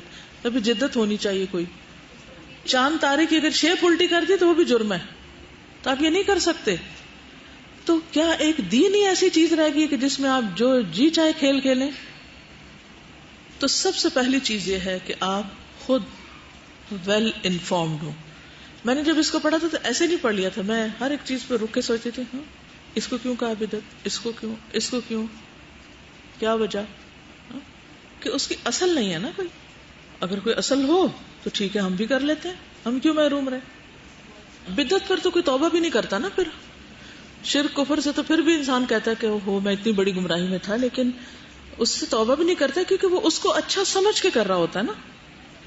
بعض لوگ بدعت کو جاری کرنے کے لیے دلیل یہ دیتے ہیں کہ اس طرح ہم لوگوں کو دین کی طرف مائل کرتے ہیں کیونکہ یہ لوگ اس طریقے کا دین پسند کرتے ہیں. تو پھر پیروی دین کی ہو رہی ہے خواہشات کی. اور کیا نبی صلی اللہ علیہ وسلم نے قریش کے طریقوں کو اختیار کر لیا تھا کہ اس طرح قریش راضی ہو جائیں گے تو اتنے سارے لوگ مسلمان ہو جائیں گے تو دین کو بڑی ترقی حاصل ہو جائے گی؟ لقد كدت تركن إليهم شيئا قليلا إذا لأذقناك ضعف الحياة وضعف الممات ثم لا تجد لك علينا نصيرا. یعنی قریب تھا کہ آپ تھوڑا سا مائل ہو جاتے. لقد كدت تركن إليهم شيئا قليلا، اور اگر آپ اس کی طرف رخ بھی کرتے اذن تو کیا ہوتا؟ تب لأذقناك، ہم آپ کو چکھاتے ضعف الحیات و ضعف الممات، دنیا میں بھی دگنی سزا اور موت کے وقت بھی دگنی سزا. اور ہمارے مقابلے میں تم کسی کو مددگار نہ پاتے. اللہ اپنے نبی کو جو اللہ کے محبوب ہیں اس انداز میں خطاب کر رہے ہیں کہ اگر آپ ایسا کرتے جو کہ آپ نہیں کرنے والے تھے تو آپ کے بھی اس عمل کو ہم قبول نہ کرتے، کیونکہ من احدث فی امرنا ھذا ما لیس منہ فہو رد ریجیکٹڈ. تو اس لیے اس میں بہت ہی احتیاط کی ضرورت ہے. تو پہلے درجے پہ خود چھوڑ دینا ہے ان چیزوں کو، اگلے درجے پر پھر ان کی اصلاح کی کوشش کرنی ہے، اور پھر تیار رہنا ہے کس کے لیے؟ مار کھانے کے لیے. جی دیکھیے اس خاص چیز پر بحث کرنے کے بجائے نا جڑ کاٹنی چاہیے پہلے کہ بھی یہ کرنا کیوں منع ہے, کیوں نہیں کرنا چاہیے. اگر لوگوں کو یہ سمجھ آ گئی نا, جڑ کٹ گئی تو سارے پتے جھڑ جائیں گے, سب صاف ہو جائے گا. لیکن اگر جڑ باقی ہے نا تو پھر ایک گرے گا تو دوسرا آ جائے گا, تو کیونکہ وہ اندر بیماری جیسے کینسر ہوتا ہے نا, تو وہ اگر اس کا ذرا سے اثر باقی رہ جائے نا تو پھر پھوٹ پڑتا ہے. تو عقیدہ صحیح ہوگا تو پھر وہ اس کی جڑ کٹے گی نا. تو پہلے تو آپ خود لکھیے نا اپنی کاپیوں میں کہ بدعت ہوتی کیا ہے, بدعت کی قسمیں کتنی ہیں, بدعت غلط کیوں ہے, بدعت سے کہاں منع کیا گیا, اور انشاءاللہ ابھی بدعت کے نقصانات کیا ہیں. یہ پہلے آپ خود واضح ہو جائیں. جب خود ہو جائیں گے تو انشاءاللہ پھر دوسروں کو بھی پہلے یہ سمجھا کے پھر چیزوں سے روکیں. وہ پھر سیکنڈری ہو جاتا ہے. پھر اس کی بھی نوبت بعض اوقات نہیں آتی کہ آپ انہیں کہیں یہ چھوڑو یہ چھوڑو, وہ خود ہی چھوڑ دیتے, وہ کہتے یہ نہیں ہے. اور یاد رکھیے بدعت تب جائے گی جب سنت آئے گی. آغاز بدعت ختم کرنے سے نہیں کرنا, آغاز کہاں سے کرنا؟ سنت عام کرنے سے. جب روشنی پھیل جائے گی تو لوگوں کو خود ہی نظر آنے لگے گا کہاں کہاں غلطی, کیا نہیں ہونا چاہیے. اور اگر روشنی نہیں اور لوگوں کے اندر ایمان ہی نہیں اور آپ اوپر اوپر سے ان کی صفائی کر رہے ہیں تو وہ تو کبھی نہیں ہونے کی. سب سے پہلے تو نبی صلی اللہ علیہ وسلم کی محبت دل میں پیدا کرے, ان کا مقام بلند کرے. کیونکہ پتہ کیا ہوتا ہے, ذرا سا آپ روکتے ہیں نا تو فوراً آپ کے اوپر الزام دے دیتے ہیں کہ آپ گستاخ رسول ہیں اور آپ کو حضور صلی اللہ علیہ وسلم سے کوئی محبت نہیں. تو پہلے اپنی محبت تو بتائیے کہ آپ کس طرح کی محبت کرتے ہیں ان سے, اور آپ خود کیا جانتے ہیں پروفٹ کے بارے میں. کیونکہ بہت سے لوگ خود کچھ نہیں جانتے, ان کو اوپر اوپر سے پتہ چل جاتا ہے یہ بدعت ہے اور وہ اس کے خلاف شروع ہو جاتے ہیں, یہ بدعت ہے یہ بدعت ہے, اور نہ ان کی کوئی بات سنتا ہے نہ مانتا ہے, اور الٹے جھگڑے فساد شروع ہو جاتے ہیں. تو ترتیب کو ملحوظ خاطر رکھیے. سنت کو بھی فرض کے درجے میں نہیں لے جایا جا سکتا, یہ بھی بدعت ہو جاتی. دین کی رخصتیں قبول نہیں کرتے بعض لوگ, مثلا کسر نہیں پڑھتے, وہ کہتے کیا ہم فارغ ہیں, ہم پوری نماز پڑھ لیتے. جراب پر مسح نہیں کرتے, خواہ مخواہ دین کو مشکل بناتے ہیں. اچھا بعض اوقات لوگ کہتے ہیں ہم نیک نیتی سے یہ کر رہے ہیں, تو نیک نیتی سے بھی کیا ہوا کام باعث اجر نہیں ہوتا. دوسری شرط کیا ہے؟ سنت کے مطابق 2 شرائط ہے نا حسن عمل کی, تو خالی نیک نیتی نہیں دیکھی جائے گی, اور کچھ نہیں کر رہے کچھ تو کر رہے ہیں, تو جو کرنا چاہیے وہ جو نہیں کر رہے اس لیے وہ کریں. تو کوئی بھی بہانہ اس کے لیے نہیں چاہیے. اس میں ہم دیکھتے ہیں کہ یہی اپنے والد سے روایت کرتے ہیں کہ ہم صبح کی نماز سے پہلے عبداللہ بن مسعود کے دروازے کے پاس بیٹھا کرتے تھے. جب عبداللہ باہر تشریف لاتے تو ہم ان کے ساتھ مسجد چل پڑتے, یعنی راستے میں بھی استفادہ کرتے. ایک دن ابو موسیٰ اشعری ہمارے پاس آئے اور پوچھا ابھی تک ابو عبد الرحمن یعنی عبداللہ بن مسعود تمہارے پاس نہیں آئے؟ ہم نے جواب دیا نہیں. تو ابو موسیٰ ہمارے ساتھ بیٹھ گئے یہاں تک کہ عبداللہ بن مسعود باہر تشریف لائے. جب وہ آئے تو ہم سب اٹھ کر ان کے پاس آ گئے. ابو موسیٰ نے ان سے کہا اے ابو عبد الرحمن یعنی اے عبداللہ بن مسعود, آج میں نے مسجد میں ایک ایسا کام دیکھا ہے کہ مجھے اس پہ بہت حیرانی ہوئی, لیکن اللہ کے فضل سے وہ نیکی کی ایک صورت لگتی. عبداللہ بن مسعود نے پوچھا وہ کیا ہے؟ انہیں جواب دیا اگر آپ زندہ رہے تو خود ہی دیکھ لیں گے. میں نے مسجد میں کچھ لوگوں کو دیکھا, وہ حلقے بنا کر بیٹھے ہوئے ہیں اور نماز کا انتظار کر رہے ہیں. ان کے سامنے کنکریاں پڑی ہیں, یعنی پتھر کٹھے کیے ہوئے. ہر ایک حلقے میں یعنی گروپ میں ایک شخص ہے جو یہ کہتا ہے 100 مرتبہ اللہ اکبر پڑھو, تو لوگ 100 مرتبہ اللہ اکبر پڑھتے ہیں. پھر وہ کہتا ہے 100 مرتبہ لا الہ الا اللہ پڑھو, تو وہ 100 مرتبہ لا الہ الا اللہ پڑھتے ہیں. پھر وہ کہتا ہے 100 مرتبہ سبحان اللہ پڑھو, تو وہ لوگ 100 مرتبہ سبحان اللہ پڑھتے ہیں. عبداللہ بن مسعود نے ان سے پوچھا تم نے ان سے کیا کہا, یعنی تم نے یہ دیکھا تو کیا کیا؟ ان جواب دیا میں نے آپ کی رائے کے انتظار میں ان سے کچھ نہیں کہا, یعنی پہلے میں آپ سے کنسلٹ کر لوں. عبداللہ بن مسعود نے کہا تم نے انہیں یہ کیوں نہیں کہا کہ وہ اپنے گناہ شمار کریں, یعنی اپنی 100 غلطیاں بھی شمار کریں, اور تم نے انہیں ضمانت کیوں نہیں دی کہ ان کی نیکیاں ضائع نہیں ہوں گی اگر واقعتاً وہ نیکیاں ہوں. پھر عبداللہ بن مسعود چل پڑے, ان کے ہمراہ ہم بھی چل پڑے, یہاں تک کہ عبداللہ ان حلقوں میں سے ایک حلقے کے پاس آئے, ایک گروپ کے پاس ہے, اور ان کے پاس کھڑے ہو کر پوچھا تم لوگ یہ کیا کر رہے ہیں؟ اب یہ بھی دیکھتے جائیے ان کا معاملے کا انداز, یہ معاملہ سیکھنے والے ہیں. خود آ کے تحقیق کی, سن لیا تھا لیکن آ کے پوچھا کیا کر رہے ہو تم؟ کہا ابو عبد الرحمن یہ کنکریاں ہیں جن پر ہم اللہ اکبر لا الہ الا اللہ اور سبحان اللہ پڑھ رہے ہیں. عبداللہ بن مسعود نے کہا تم اپنے گناہوں کو گنو، میں اس بات کی ضمانت دیتا ہوں کہ تمہاری نیکیوں میں سے کوئی نیکی ضائع نہیں ہوگی۔ اے امت محمد، افسوس تم پر، تم کتنی تیزی سے ہلاکت کی طرف جا رہے ہو۔ ابھی نبی صلی اللہ علیہ وسلم کے صحابہ تمہارے درمیان بکثرت موجود ہیں، اور نبی صلی اللہ علیہ وسلم کے کپڑے ابھی پرانے نہیں ہوئے، ان کے برتن ابھی ٹوٹے نہیں، یعنی جو آپ چھوڑ کے گئے ہیں وہ ابھی ویسا ہی ہے۔ اس ذات کی قسم جس کے ہاتھ میں میری جان ہے، کیا تم ایسے طریقے پر ہو جو نبی صلی اللہ علیہ وسلم کے طریقے سے زیادہ ہدایت یافتہ ہے؟ یعنی آپ کی زندگی میں تو ایسا کوئی عمل مسجد میں نہیں ہوا تھا، یا پھر تم گمراہی کا دروازہ کھولنا چاہتے ہو۔ لوگوں نے عرض کی واللہ یا ابا عبد الرحمن ما اردنا الا الخیر، اللہ کی قسم ہے ابو عبد الرحمن، ہمارا ارادہ صرف نیکی کا ہے، ہم تو نیکی سمجھ کے ذکر کر رہے ہیں اس طرح بیٹھ کے۔ ابن مسعود نے کہا وَكَم مِّن مُرِيدٍ لِّلْخَيْرِ لَن يُصِيبَهُ، کتنے ہی ایسے لوگ ہیں جو نیکی کا ارادہ تو کرتے ہیں لیکن اس تک پہنچ نہیں پاتے۔ رسول اللہ صلی اللہ علیہ وسلم نے یہ بات ارشاد فرمائی ہے، کچھ لوگ قرآن پڑھیں گے لیکن وہ قرآن ان کے حلق سے نیچے نہیں اترے گا، حالانکہ وہ بڑا نیکی کا عمل کر رہے ہیں، بظاہر کیا کر رہے ہیں، تلاوت کر رہے ہیں یا اس کو سمجھ رہے ہیں، لیکن وہ اندر نہیں جا رہا۔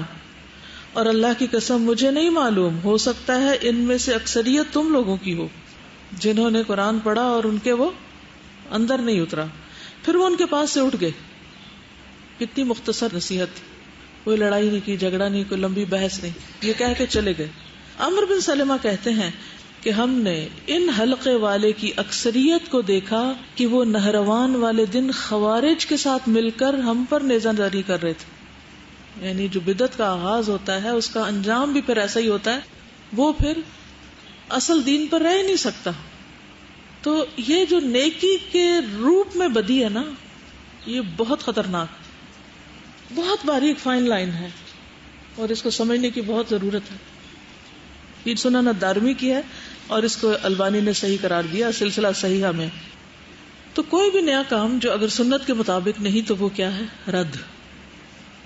بخاری کی وہ مشہور حدیث ہے کہ کچھ لوگ نبی صلی اللہ علیہ وسلم کی غیر موجودگی میں ان کے گھر گئے اور ان کی بیویوں سے پوچھا کہ آپ کی عبادت کیسی ہے اور آپ کا طریقہ کیا ہے، تو جو کچھ انہوں نے بتایا اس کو انہوں نے بہت ہی تھوڑا سمجھا اور کہا کہ آپ تو اللہ کے رسول ہیں اور آپ کے تو اگلے پچھلے گناہ معاف کر دیے گئے ہیں، اس لیے آپ کو تو زیادہ ان چیزوں کی ضرورت نہیں۔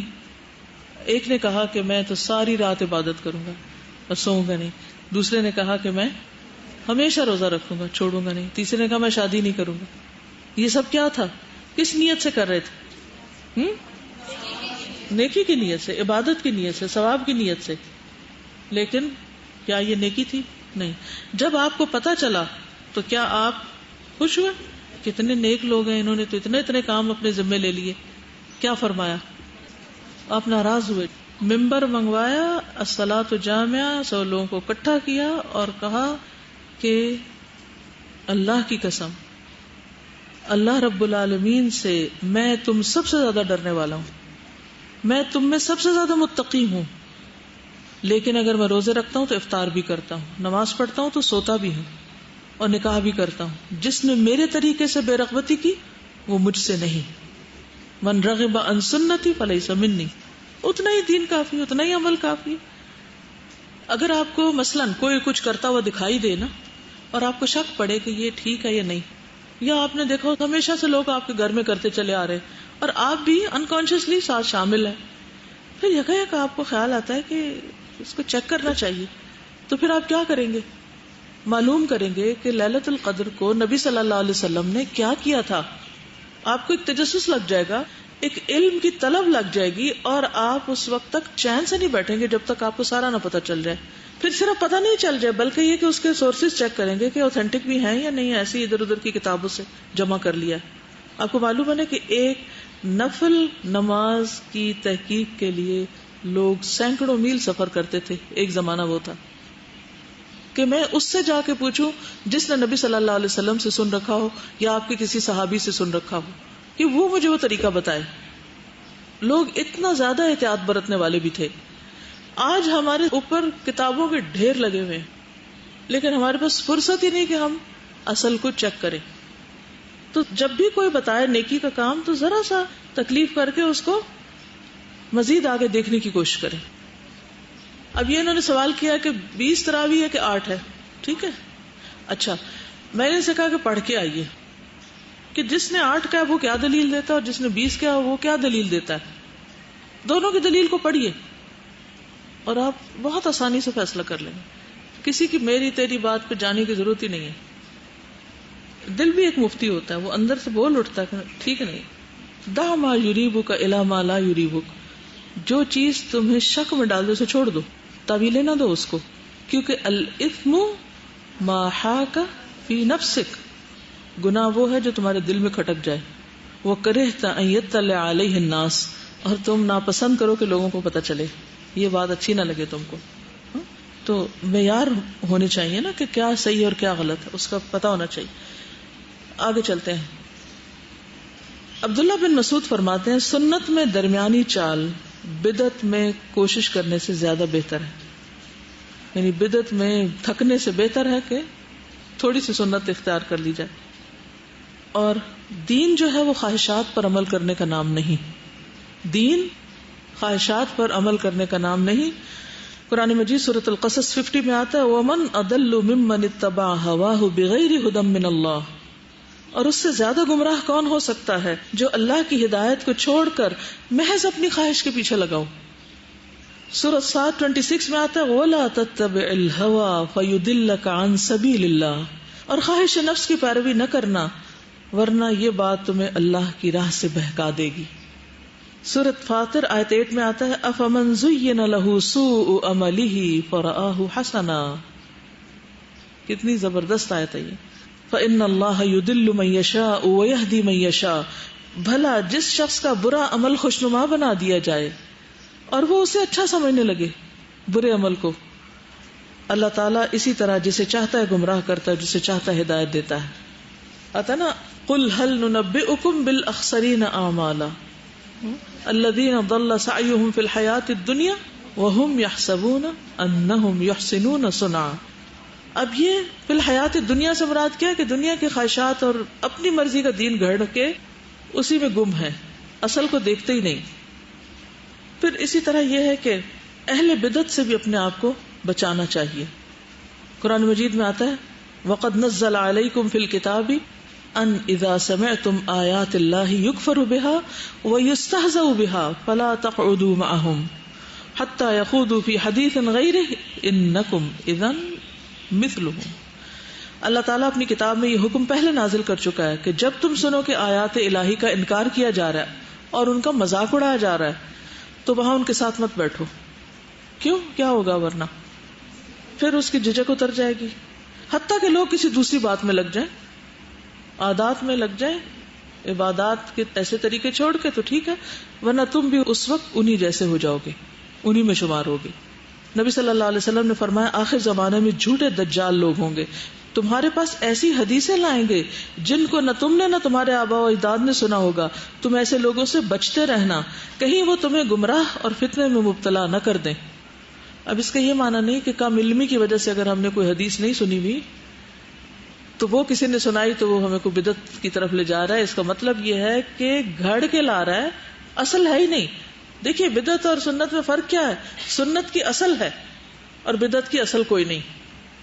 تو یہاں جھوٹی حدیثیں مراد ہیں جو اپنے موقف کو ثابت کرنے کے لیے لوگ بعض اوقات گھڑ لیتے ہیں. کوئی محنت نہیں کرتا کہ جو صحیح بات جانتے ہیں وہ تھوڑی سی تکلیف زیادہ کریں، ذرا دن رات محنت کریں اور میڈیا پہ جا کے کچھ کریں. جب آپ خود کچھ نہیں کرتے تو پھر جو کر رہے ہیں ان کو کرنے دیں، ٹھیک ہے نا.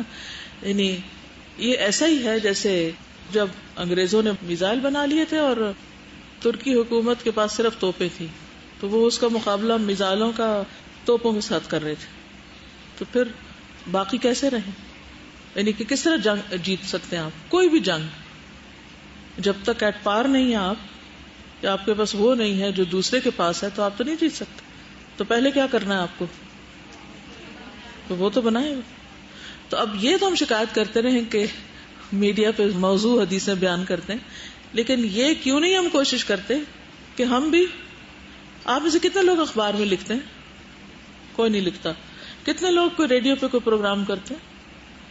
انہوں نے ایک ہاتھ کھڑا ہوا، کوئی کیا ہوگا، اب کی بات نہیں ہے، ماضی کی کوئی بات ہو رہی. اچھا پھر اسی طرح یعنی ہم کچھ اور کرنے کی کوشش ہی نہیں کرتے. تو جو ہماری مین سٹریم ہے وہ اخبار پڑھ رہی ہے نا اپنے علم کے اضافے کے لیے, یا ٹی وی دیکھ رہی ہے, ریڈیو سن رہی ہے نا. اچھا, وہاں کوئی بھی کام کرنا ہو تو اس کے لیے 100 حجتیں لے آئیں گے, یہ حرام ہے, وہ حرام ہے, وہ حرام, خواہ اس کی اصل موجود ہو.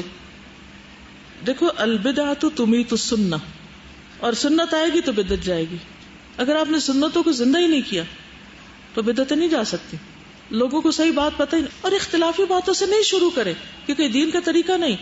قرآن مجید میں نبی صلی اللہ علیہ وسلم کو اہل کتاب سے بھی بات کرنے کے لیے جب کہا گیا تو کیا کہا؟ قل یا اہل الکتاب تعالوا الی کلمۃ سواء بیننا وبینکم, کامن گراؤنڈز پہ, جو ہمارے اور تمہارے درمیان کامن باتیں. لا الہ الا اللہ محمد الرسول اللہ, یہ بھی مانتے ہیں, ہم بھی مانتے ہیں. قرآن اللہ کی کتاب ہے, آپ بھی مانتے ہیں, ہم بھی مانتے ہیں. حدیث آپ بھی مانتے ہیں, ہم بھی مانتے ہیں. اچھا چلیے, اب ہم کیا کرتے ہیں؟ قرآن پڑھتے ہیں, قرآن سے دیکھتے ہیں, حدیث میں دیکھتے ہیں, آپ جو بات کہتی ہیں اس کی بھی اصل دیکھ لیتے ہیں ہم. اب آپ کہیں گے کہ نہیں بعض اسکالرز بھی یہ کرتے ہیں, تو آپ کو معلوم ہے بنی اسرائیل کے بھی اسکالرز تھے, شاید آپ کے اسکالر سے زیادہ ہی محنتی ہوں. لیکن کیا کسی کا اسکالر بن جانا اس بات کی دلیل ہو جاتا ہے کہ اس کی ہر بات صحیح ہو گئی؟ کیا وہ انسان نہیں, اس کی خواہشات بھی ہو سکتا وہ اپنی کسی خواہش کے پیچھے چل رہا ہو. قرآن مجید میں ایسے کسی اسکالر کا ذکر ہے کہ جو اپنی خواہش کے پیچھے چل پڑا؟ کیا آتا ہے اس کے بارے میں؟ یہ فیکٹ ہے نا, دس از اے فیکٹ. سورۃ الاعراف میں آتا ہے 175, وَاتْلُ عَلَيْهِمْ نَبَأَ الَّذِي آتَيْنَاهُ آيَاتِنَا, پڑھ سناؤ ان کو خبر اس شخص کی جس کو ہم نے اپنی آیات دی. فَانْسَلَخَ مِنْهَا, اس نے کیا کیا؟ جان چھڑا کے نکل گیا. فَأَتْبَعَهُ الشَّيْطَانُ فَكَانَ مِنَ الْغَاوِينَ وَلَوْ شِئْنَا لَرَفَعْنَاهُ بِهَا وَلَكِنَّهُ أَخْلَدَ إِلَى الْأَرْضِ وَاتَّبَعَ هَوَاهُ فَمَثَلُهُ كَمَثَلِ الْكَلْبِ إِن تَحْمِلْ عَلَيْهِ يَلْهَثْ أَوْ تَتْرُكْهُ يَلْهَثْ ذَلِكَ مَثَلُ الْقَوْمِ الَّذِينَ كَذَّبُوا بِآيَاتِنَا فَاقْصُصِ الْقَصَصَ لَعَلَّهُمْ يَتَفَكَّرُونَ. تو اصل کیا ہے؟ علماء اصل ہے. اصل کیا ہے؟ اصول کس کو کہتے ہیں؟ قرآن و سنت کو. کسی بھی دور میں کہیں بھی کچھ بھی دیکھنا ہو اصل میں دیکھیں. ٹھیک ہے نا؟ دیکھیے اب آپ خود اینالائز کیجیے اپنے سوال کو. انہوں نے کہا سنت کو فرض کا درجہ نہ دیں. اس کا مطلب یہ ہوتا ہے کہ مثلا نفلی روزہ ہے, مہینے میں 3 روزے رکھنے, آپ اس کو کبھی بھی نہ چھوڑیں, چاہے سفر ہو, حضر ہو, اور چاہے بیمار ہو یا کوئی مہمان آئے ہوں. آپ کے نہیں, میں نے تو یہ اپنے اوپر فرض کیے ہوئے ہیں, یا شوہر اجازت نہ دے, آپ کے نہیں, میں نے تو فرض کیے ہوئے ہیں. کیا ہمیں حق ہے کہ نفل کو فرض کریں؟ نہیں. ان کی بات کا یہ مطلب ہے, جو آیت آپ کوٹ کر رہی ہیں اس کا معنی ہے فَلْيَحْذَرِ الَّذِينَ يُخَالِفُونَ عَنْ أَمْرِهِ, ڈرنا چاہیے ان لوگوں کو جو آپ کے حکم کی مخالفت کرتے ہیں. وہ کیسے ہوگا؟ اسی مثال میں کہ کوئی کہے کہ مہینے کے یہ 3 روزے جو ایام 20 کے روزے ہیں یہ کسی نے ایسے ہی گھڑ لیے ہیں, یہ مت رکھو. کوئی اس سے روکنا شروع کر دے کہ یہ دین کا حصہ نہیں ہے, تو نبی صلی اللہ علیہ وسلم نے بتایا کہ ان کی فضیلت, اور آپ کہہ رہے ہیں دین کا حصہ نہیں, یہ مخالفت ہوگی. یہ دو میں فرق ہے. ٹھیک ہے, چلیے آگے چلتے ہیں. اچھا, بدعت کے عام ہونے کی وجوہات آپ نے پڑھی ہیں. 1-2 چیزیں اور بھی اس میں ایڈ کر لیجئے کہ سابقہ امتوں کی تقلید. نبی صلی اللہ علیہ وسلم نے فرمایا تم لوگ پہلی امتوں کے طریقوں کی قدم بقدم پیروی کرو گے, یہاں تک کہ اگر وہ لوگ کسی گوہ کے سوراخ میں داخل ہوئے تو تم بھی ان کی پیروی کرو گے, تم بھی وہاں جا گھسو گے, کیونکہ جو شخص کسی قوم کی مشابہت کرے گا وہ نہیں مس ہوگی. جیسے رہبانیت ہے, تو اگر ہمارے دین میں کوئی اس طرح کا فقیر بن جائے اور کچھ کھائے پیے نہ, شادی نہ کرے, یہ سمجھ کے کہ زیادہ ثواب ہے شادی نہ کرنا, تو یہ کیا ہوگا؟ سنت کے طریقے سے انحراف ہوگا. پھر ایک اور وجہ, اپنی پیروی کروانا. سنت کیا ہے کہ آپ نبی صلی اللہ علیہ وسلم کے طریقے کی پیروی کریں, تو کچھ لوگوں کو شوق ہوتا ہے کہ لوگ ان کو فالو کریں, اپنی پیروی کرانا, اپنے پیچھے لگانا. معاذ رضی اللہ عنہ کہتے ہیں تمہارے بعد بہت فتنے ہوں گے, مال بہت بڑھ جائے گا, قرآن کھول کر عام کر دیا جائے گا، حتیٰ کہ مومن، منافق، مرد، عورتیں، چھوٹا بڑا، غلام آزاد، سبھی اسے حاصل کریں گے. یعنی علم بہت بڑھ جائے گا اس طرح. اور ایسا ہوگا کہ کہنے والا کہے گا لوگوں کو کیا ہوا میری پیروی نہیں کرتے حالانکہ میں نے قرآن پڑھ رکھا ہے. لوگوں کو کیا ہوا کہ میری پیروی نہیں کرتے حالانکہ میں نے قرآن پڑھا ہوا ہے. اب اگر کسی خاندان میں کوئی ایک لڑکی نے پڑھ لیا اور وہ یہ چاہے کہ لوگ اس کے طریقے پہ چلے تو اسے اپنے طریقے پہ نہیں چلانا، اسے کس چیز کی طرف دعوت دینی ہے؟ دعوت اللہ. لوگوں کو کس سے جوڑنا ہے؟ اللہ سے جوڑنا ہے. یہ اصل دین کی دعوت. تمام پیغمبروں نے کیا کیا؟ ان اعبد اللہ. ٹھیک ہے. اچھا وہ کہے گا یہ لوگ اس وقت تک میری پیروی نہیں کریں گے حتیٰ کہ میں ان کے لیے کوئی نئی اختراع کروں. یعنی میرے فین نہیں بن رہے، مجھے کوئی نئی چیز دین میں لانی چاہیے. چنانچہ تم اپنے آپ کو اس کی بدعت سے بچائے رکھنا. اس کی بدعت دلالت اور گمراہی ہوگی. کرسچینٹی میں بگاڑ کس وجہ سے آیا؟ اسی وجہ سے آیا نا کہ جب ان کی تبلیغ مختلف علاقوں میں گئی تو جس علاقے میں گئی انہوں نے اس لوکل کلچر کو دین کا حصہ بنا لیا اور اس طرح اصل شکل دین کی کچھ سے کچھ بن گئی کہ اس علاقے کے لوگ ڈانس پسند کرتے ہیں لہٰذا کوئی ایسا ڈانس دین میں ڈال دو کہ جس سے لوگ اسلام کی طرف آ جائیں. تو پھر وہ اسلام کی طرف نہیں آ رہے، وہ دراصل اپنی خواہشات کی پیروی کر رہے ہیں. وہ وہاں ان کو اس شکل میں مل رہی تھی، یہاں اس شکل میں مل گئی تو اصل دین تو پیچھے ہی رہ گیا. پھر کیا فائدہ اس کا؟ پھر غلوب ایک وجہ ہوتی. غلوب کیا ہوتا ہے؟ یا اہل الکتاب لا تغلوا فی دینکم، اے اہل کتاب اپنے دین میں غلوب نہ کرو. ایاکم والغلوب، دین میں غلوب سے بچو کیونکہ تم سے پہلے لوگ دین میں غلوب کی وجہ سے ہلاک ہوئے تھے. غلوب ہوتا ہے دین میں اضافہ ہی کی ایک شکل، یعنی حد سے بڑھنا. اب بدعت کے چند نقصان، اگر نقصان پتہ چل جائے تو پھر بھی شاید باز آ جائے. پہلی بات تو وہی آیت فَلْيَحْذَرِ الَّذِينَ يُخَالِفُونَ عَنْ أَمْرِهِ أَن تُصِيبَهُمْ فِتْنَةٌ أَوْ يُصِيبَهُمْ عَذَابٌ أَلِيمٌ.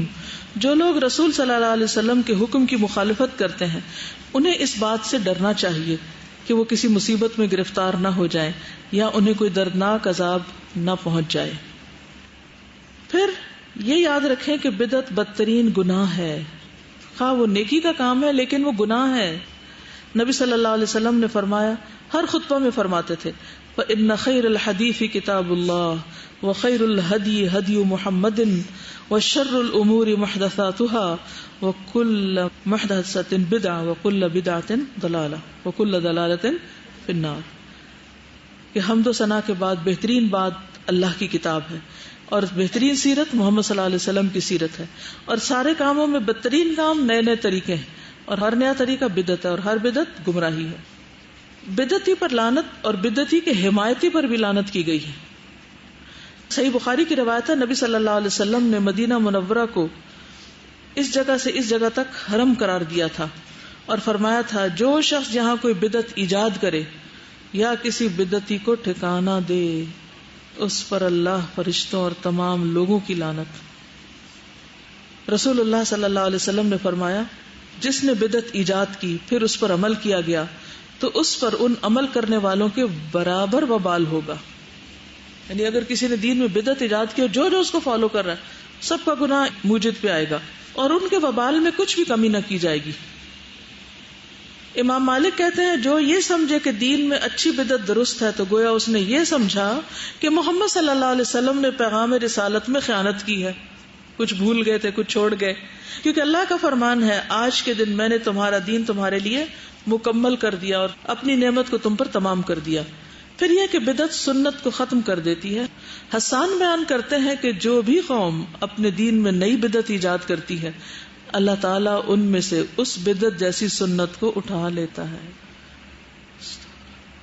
اور پھر اسے دوبارہ ان لوگوں کے پاس قیامت تک نہیں لوٹاتا. کتنی بڑی خیر سے لوگ محروم ہو جاتے ہیں. اتنا ڈرنے کی ضرورت ہے. نبی صلی اللہ علیہ وسلم نے فرمایا مدینہ منورہ حرم ہے، جو شخص اس میں کوئی بدعت ایجاد کرے یا بدعتی کو ٹھکانہ دے اس پر اللہ کی، فرشتوں کی، تمام لوگوں کی لعنت ہے. قیامت کے دن اللہ اس سے کوئی فرض یا نفلی عبادت قبول نہ کرے گا. اچھا عام جگہوں پر بھی بدعت کی ممانعت ہے، لیکن مدینہ میں بدعت کی ایجاد اور زیادہ بری کیوں؟ کیونکہ اس طرح تو دین مکس اپ ہو جائے گا نا. پھر یہ ہے کہ بدعت امت میں تفرقے کا باعث ہے، یعنی بہت فرقہ واریت ہے. اس کی اصل وجہ کیا ہے؟ بدعت ہے. اگر سب اصل دین پہ ہوتے تو ایک ہی ہوتے. قرآن مجید میں آتا ہے ان الذین فرقوا دینہم وکانوا شیعا لست منہم فی شیء انما امرہم الی اللہ ثم ینبئہم بما کانوا یفعلون. جن لوگوں نے اپنے دین میں تفرقہ ڈالا اور کئی فرقے بن گئے، ان سے آپ کو کچھ سروکار نہیں، ان کا معاملہ اللہ کے سپرد ہے، پھر وہ خود ہی انہیں بتلا دے گا کہ وہ کن کاموں میں لگے ہوئے ہیں. پھر بدعت ہلاکت کا باعث ہے.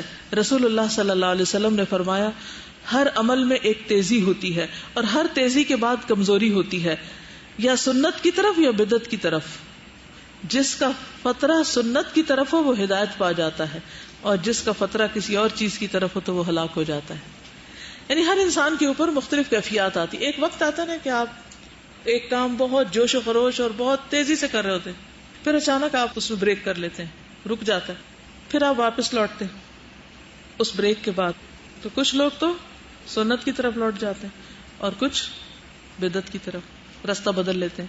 تو جس کا فطرہ یعنی وہ جو بریک ہے وہ اگر سنت کی طرف ہو تو ہدایت پہ ہے، اور فطرہ اگر کسی اور چیز پہ ہو تو ہلاکت ہے.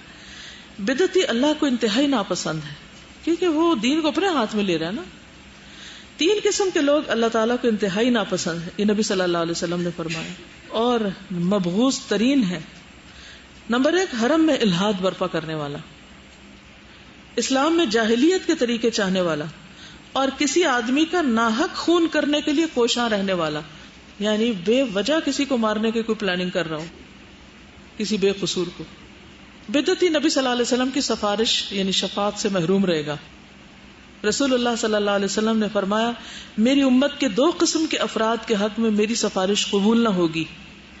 نمبر 1، انتہائی ظالم حکمران، اور نمبر 2، غلو کرتے ہوئے دائرہ دین سے خارج ہونے والا شخص، یعنی حد سے بڑھ کے جو کام کرے. غالی کل غال مارق. حوض کوثر سے محرومی، رسول اللہ صلی اللہ علیہ وسلم نے فرمایا میں تمہارے لیے حوض کوثر پر پیش خیمہ ہوں گا، اور تم اس بات سے ڈرنا کہ کہیں ایسا نہ ہو کہ تم میں سے کوئی میری طرف آئے اور پھر وہ مجھ سے ہٹا دیا جائے، جیسا کہ گم شدہ اونٹ ہٹا دیا جاتا ہے. تو میں کہوں گا ایسا کیوں؟ تو جواب دیا جائے گا کہ آپ نہیں جانتے کہ انہوں نے آپ کے جانے کے بعد کیا کیا نئی چیزیں ایجاد کر لی تھی. تو میں کہوں گا دور ہو جاؤ، دور ہو جاؤ. پھر بدعتی کو توبہ کی توفیق نہیں ہوتی، یہ بہت ڈرنے والی بات ہے. انس نے مرفوعاً نقل کیا کہ اللہ نے ہر بدعتی سے توبہ کو پردے میں رکھا ہے، توفیق ہی نہیں ہوتی اس کو. صحیح ترغیب و ترہیب کی حدیث ہے. سفیان ثوری کہتے ہیں کہ ابلیس کو گناہ سے زیادہ بدعت پسند ہے، کیونکہ بدعت کے بعد توبہ نہیں کی جاتی جبکہ گناہ سے توبہ کی جاتی. تو ابلیس کیا چاہتا ہے کہ انسان کیا کرے؟ بدعتوں میں پڑے رہے تاکہ توبہ بھی نہ کرے. بدعتی اللہ اور رسول پر جھوٹ باندھتا ہے جو عظیم گناہ ہے. وَلَوْ تَقَوَّلَ عَلَيْنَا بَعْضَ الْأَقَاوِيلِ لَأَخَذْنَا مِنْهُ بِالْيَمِينِ ثُمَّ لَقَطَعْنَا مِنْهُ الْوَتِينَ. اگر وہ رسول خود کوئی بات گھڑ کر ہمارے ذمہ لگا دیتا تو ہم اس کا دایاں ہاتھ پکڑ لیتے، پھر اس کی رگے گردن کاٹ ڈالتے. تو اللہ کے رسول صلی اللہ علیہ وسلم کو بھی اپنے پاس سے دین میں کوئی چیز ڈالنے کی اجازت نہیں، کہا یہ کہ آپ کے بعد کوئی اور ڈالے. نبی صلی اللہ علیہ وسلم نے فرمایا من تعمد علیہ کذبا فلیتبوأ مقعدہ من النار. جو جان بوجھ کے مجھ پر کوئی چیز باندھے اس کو چاہیے کہ اپنا ٹھکانہ جہنم میں بنا لے. بدعتی شخص سے روایت اور شہادت نہیں لی جا سکتی. محدثین فقہاء اور اصولیوں کا اجماع ہے کہ ایسا بدعتی جس کی بدعت اسے کافر بنا دے اس کی روایت قبول نہ کی جائے گی، اور خاص طور پر اگر وہ بدعت کی طرف دعوت دے رہا ہو. ابن سیرین کہتے ہیں کہ پہلے لوگ اسناد کی تحقیق نہیں کرتے تھے. اسناد کی تحقیق کا مطلب کیا کہ ریفرنس نہیں مانگتے تھے کہ کوئی بات کو پیش کرتا تھا.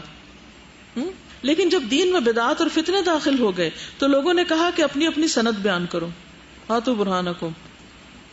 بس جس حدیث کی سند میں اہل سنہ راوی دیکھتے تو اس کی حدیث لے لیتے، اگر سند میں اہل بدعت راوی دیکھتے تو اس کو چھوڑ دیتے، یعنی بدعتیوں کی حدیث بھی نہیں لیتے تھے.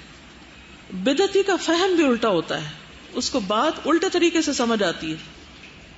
وہ گناہ کو نیکی اور نیکی کو گناہ سمجھتا ہے. اسی طرح بدعت کو سنت اور سنت کو بدعت سمجھتا ہے. حذیفہ بن یمان کہتے ہیں کہ اللہ کی قسم بدعات ضرور پھیلیں گی، یہاں تک کہ اگر کوئی بدعت چھوڑ دی جائے تو لوگ کہیں گے سنت چھوڑ دی.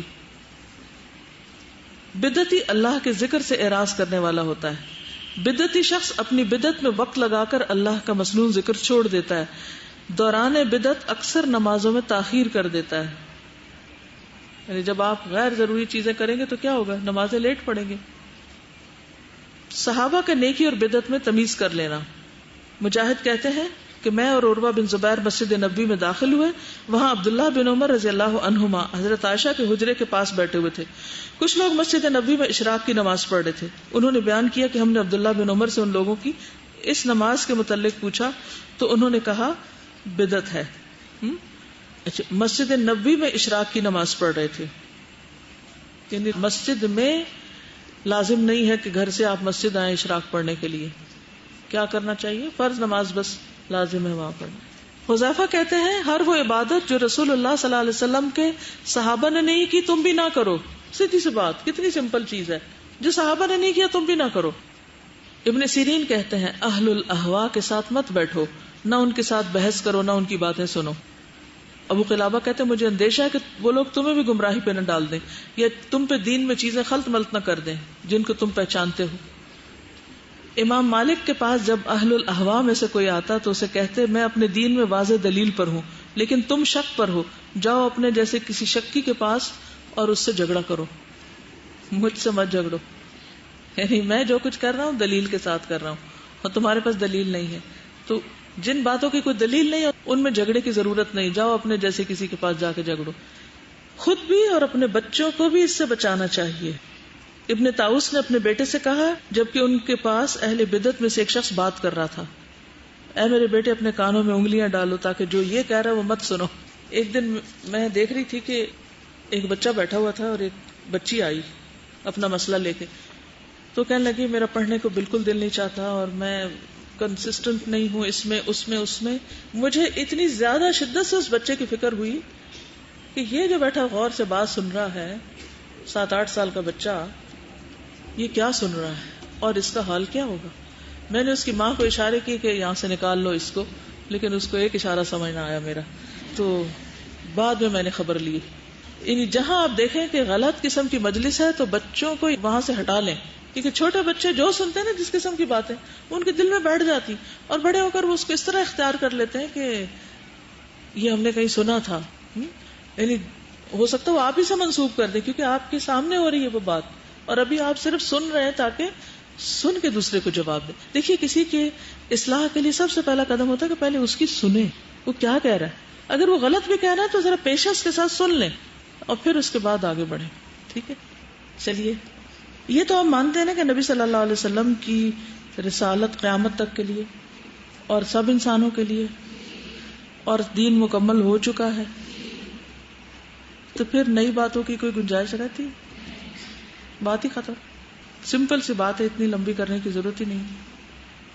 یہ جو آتا نا کہ خلق الموت والحیات لیبلوکم ایکم احسن عملا، تو اس کی ایک شرط کیا ہے؟ احسن عمل کی. عمل صالح کی 2 شرطیں ہیں نا، ایک تو کیا ہے؟ اخلاص، اور دوسرے کہ وہ سنت کے مطابق ہو. یس. اچھا، یہ سنت میں پیروی کرنا صرف مردوں کا کام ہے یا عورتوں کے لیے بھی کوئی ضروری ہے؟ سب کے لیے ضروری ہے. وما كان لمؤمن ولا مؤمنة اذا قضى الله ورسوله امرا ان يكون لهم الخيرة من امرهم ومن يعص الله ورسوله فقد ضل ضلالا مبینا. کسی مومن مرد اور عورت کو یہ حق نہیں کہ جب اللہ اور اس کا رسول کسی کام کا فیصلہ کر دے تو ان کے لیے اپنے معاملے میں کچھ اختیار باقی رہ جائے، اور جو اللہ اور اس کے رسول کی نافرمانی کرے تو یقیناً وہ سری گمراہی میں جا پڑا. جھگڑوں اور اختلافات کا حل کس چیز میں ہے؟ قرآن و سنت کی پیروی. یا ایھا الذین آمنوا اطیعوا اللہ واطیعوا الرسول واولی الامر منکم فان تنازعتم فی شیء فردوه الی اللہ والرسول ان کنتم تؤمنون باللہ والیوم الآخر. اگر تم اللہ اور آخرت پر ایمان رکھتے ہو تو کیا کرو؟ اللہ رسول اور اولی الامر کی بات مانو. جھگڑا ہو جائے تو اللہ رسول کے پاس جاؤ، پھر اولی الامر نہیں، اللہ رسول کے پاس جاؤ، جو وہ کہیں گے اس کو مانو. ٹھیک ہے. پھر آپ دیکھیے کہ آپ نے خود بھی فرمایا نا کہ تم میں سے جو شخص زندہ رہے گا بہت سے اختلافات دیکھے گا. تو اس کو کیا آپ نے حکم دیا کہ میری سنت اور خلفائے راشدین کی سنت کو لازم پکڑو. قرآن مجید میں آتا ہے کہ سنت پر عمل کرنے میں زندگی ہے، یعنی یہ زندگی بخشنے والا کام ہے. یا ایھا الذین آمنوا استجیبوا للہ وللرسول اذا دعاکم لما یحییکم. اے لوگو جو ایمان لائے ہو، لبیک کہو اللہ رسول کی پکار پر جب وہ تمہیں اس چیز کی طرف بلائیں جو تمہیں زندگی بخشتی ہے. ٹھیک ہے. سنت انسان کو حکمت سکھاتی. ابو عثمان نیسابوری کہتے ہیں جس نے اپنی جان پر قول اور فعل کے اعتبار سے سنت کو امیر بنایا وہ حکمت کے ساتھ بولے گا. حکمت کا سب کو شوق ہے نا کہ ہمیں ملے، تو وہ کیسے ملتی ہے؟ جو اپنی جان پر قول اور فعل دونوں اعتبار سے سنت کو حاکم بنائے تو وہ حکمت کے ساتھ بولے گا، اور جو اپنے نفس پر قول اور فعل کے اعتبار سے خواہش کو امیر بنا لیتا ہے اس کی زبان پر بدعت کا اظہار ہوگا. ٹھیک، یعنی اگر آپ خواہشات کی تکمیل کریں گے تو بدعتوں میں پڑیں گے، اور اگر آپ واقعی رسول کی پیروی کرنا چاہتے ہیں تو پھر سنت کے پیچھے چلیں گے. یہ جو ہے نا یوم تبیض وجوہ وتسود وجوہ، ابن عباس اس کی تفسیر کیا بیان کرتے ہیں کہ اس کا معنی وہ اہل سنت ہوں گے جو آپس میں اتحاد اور اتفاق رکھتے ہیں، اور سیاہ چہرے بدعتیوں کے اور فرقہ بازی کرنے والوں کے ہوں گے. اور جو لوگ دین میں نئی نئی بدعتیں نکالیں قیامت کے دن ان سے اس کا حساب ہوگا. سنت سے ہٹنا سراسر گمراہی کا طریقہ ہے. عبداللہ کہتے ہیں جو آدمی یہ چاہتا ہو کہ وہ کل اسلام کی حالت میں اللہ سے ملاقات کرے، آپ بھی چاہتے ہیں وَلَا تَمُوتُنَّ إِلَّا وَأَنْتُمْ مُسْلِمُونَ، تو اس کے لیے ضروری ہے کہ وہ ان ساری نمازوں کی حفاظت کرے ان مقامات میں جہاں ان کی اذان کہی جاتی ہے. اللہ تعالیٰ نے تمہارے نبی کے لیے ہدایت کے طریقے متعین کر دیے ہیں اور یہ نمازیں بھی ہدایت کے طریقوں میں سے ہیں.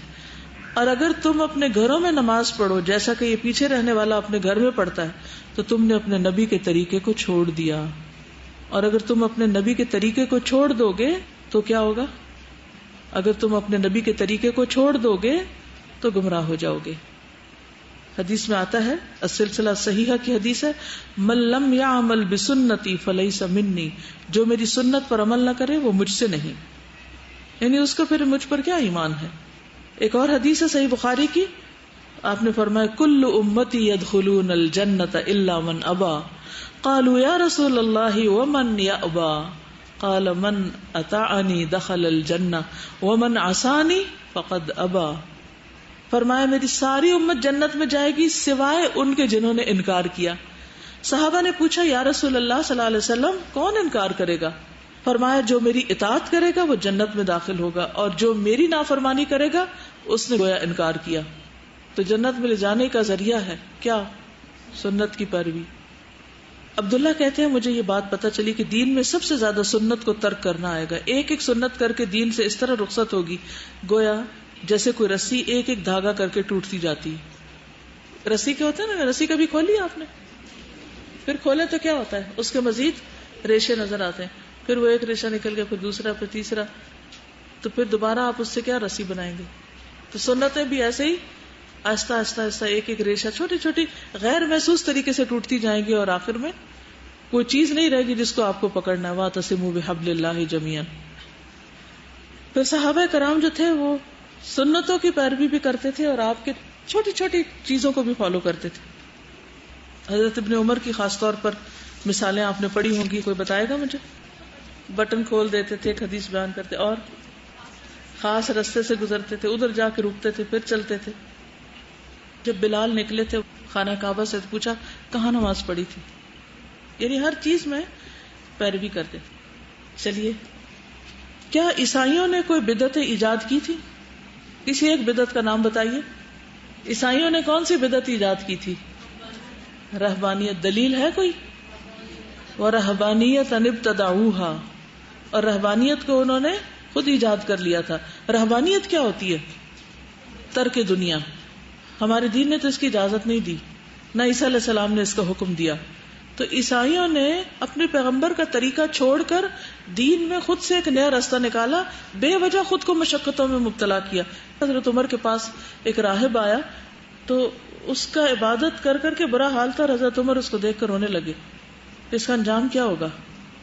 پھر اللہ کا شکر کہ جس نے ہمیں اپنا راستہ دکھایا، ورنہ ہم بھی اس کی عبادت ایسے طریقوں پہ کرتے جو اس کو پسند ہی نہیں، قبول ہی نہیں، تو کہاں ہوتے. تو کسی بھی چیز کو ایجاد کرنا بدعت کہلاتا ہے، اس طرح کہ پہلے سے اس کی کوئی بھی مثال نہ ہو، کوئی اس کا مادہ نہ ہو، اور وہ سنت کے مخالف ہو، سنت کے اپوزٹ ہو. دین میں نیا طریقہ، خصوصاً عقائد اور عبادات میں. معاملات میں آپ اپنی مرضی سے معاملہ کر سکتے، اس میں وہ بدعت نہیں ہوتی. جزاکم اللہ خیرا. سبحانک اللہم و بحمدک، اشہد ان لا الہ الا انت، استغفرک و اتوب الیک. السلام علیکم و رحمۃ اللہ وبرکاتہ.